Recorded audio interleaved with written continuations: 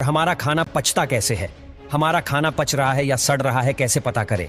दोस्तों, एनर्जी से ही हमारी पूरी बॉडी काम कर पाती है और एनर्जी हमें मिलती है फूड से, और डाइजेस्टिव सिस्टम की मदद से ही हम फूड का एनर्जी में कन्वर्ट कर पाते हैं। हम तो सिर्फ खाना खाते हैं और वॉशरूम जाकर वेस्ट को बॉडी से बाहर निकाल देते हैं, लेकिन खाने से लेकर वॉशरूम जाने तक हमारा डाइजेस्टिव सिस्टम बहुत ही ज्यादा मेहनत करता है। और इस वीडियो में हम यही देखेंगे कि डाइजेस्टिव सिस्टम काम कैसे करता है।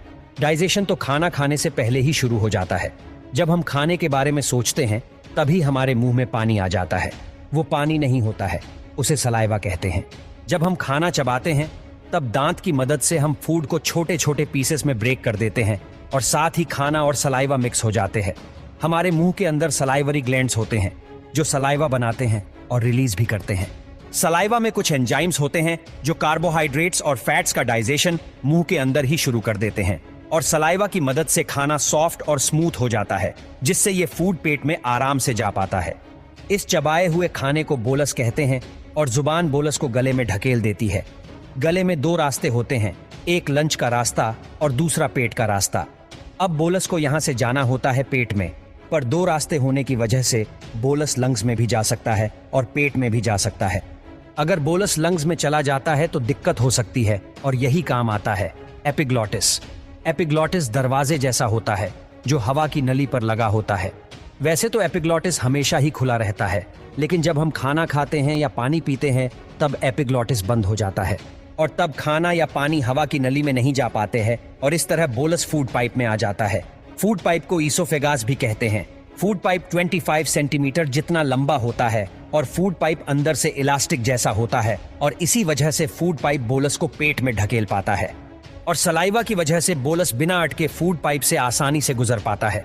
फूड पाइप के एंड पर कुछ मसल्स लगे होते हैं जो फूड को यानी बोलस को वापस फूड पाइप में जाने से रोकते हैं।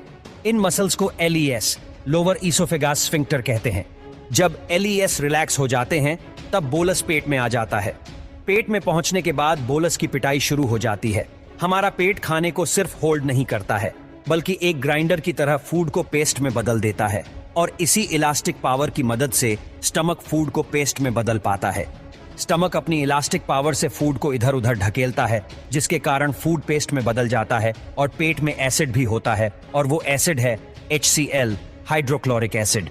दोस्तों, HCl बहुत ही ज्यादा स्ट्रांग होता है, और पेट के मसल्स को HCl से बचाने के लिए पेट में म्यूक्स रिलीज किया जाता है, जो HCl को पेट के मसल्स के साथ रिएक्ट करने नहीं देता है। HCl का काम होता है फूड को डाइजेशन के लायक बनाना, और दूसरा काम होता है डाइजेस्टिव एंजाइम्स बनाना। HCl के कारण पेप्सिन एंजाइम बन पाता है जो प्रोटीन्स को एमिनो एसिड में बदल देता है, और फूड में जितने भी बैक्टीरिया होते हैं सभी पेप्सिन की वजह से मर जाते हैं, और फिर दूसरा एंजाइम्स रिलीज होते हैं जो फैट्स को और कार्बोहाइड्रेट्स को डाइजेस्ट करने लायक बनाते हैं। तो पेट में फूड 6 से 8 घंटे के लिए रहता है, और इन 6 से 8 घंटे में फूड लिक्विड में बदल जाता है।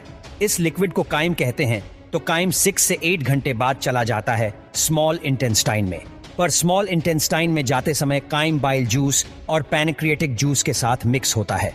बाइल जूस बनता है लिवर में और स्टोर होता है गॉल ब्लैडर में, और बाइल जूस फैट्स को ब्रेक करता है।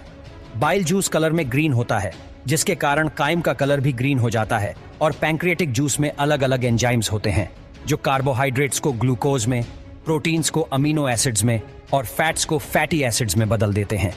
तो इस तरह विलाई की मदद से हम फूड से एनर्जी ले पाते हैं। स्मॉल इंटेस्टाइन से गुजरने के बाद काइम चला जाता है लार्ज इंटेस्टाइन में।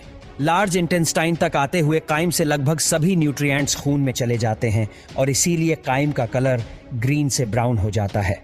ब्राउन काइम में अभी भी कुछ न्यूट्रिएंट्स और फाइबर्स होते हैं, और फाइबर्स को हम डाइजेस्ट नहीं कर पाते हैं, और यही हमारी मदद करते हैं माइक्रोब्स, बैक्टीरिया। हमारा लार्ज इंटेस्टाइन 1.5 मीटर जितना लंबा होता है, और पूरे लार्ज इंटेस्टाइन पर बैक्टीरिया माइक्रोब्स होते हैं जो काइम से बचे हुए न्यूट्रिएंट्स को डाइजेस्ट करने में मदद करते हैं।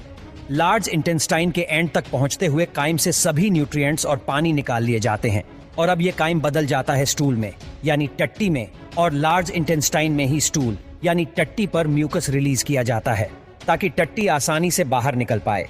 लार्ज इंटेस्टाइन में फूड बहुत ही धीरे डाइजेस्ट होता है, और इसीलिए लार्ज इंटेस्टाइन में फूड को पूरी तरह डाइजेस्ट होने के लिए 30 से 40 घंटे लगते हैं। फिर 30 से 40 घंटे बाद स्टूल चला जाता है रेक्टम में, जो कि टट्टी को स्टोर करता है। और जब रेक्टम भर जाता है तब हम वॉशरूम जाकर उसे खाली कर देते हैं। तो इस तरह फूड डाइजेस्ट होकर बाहर निकल जाता है।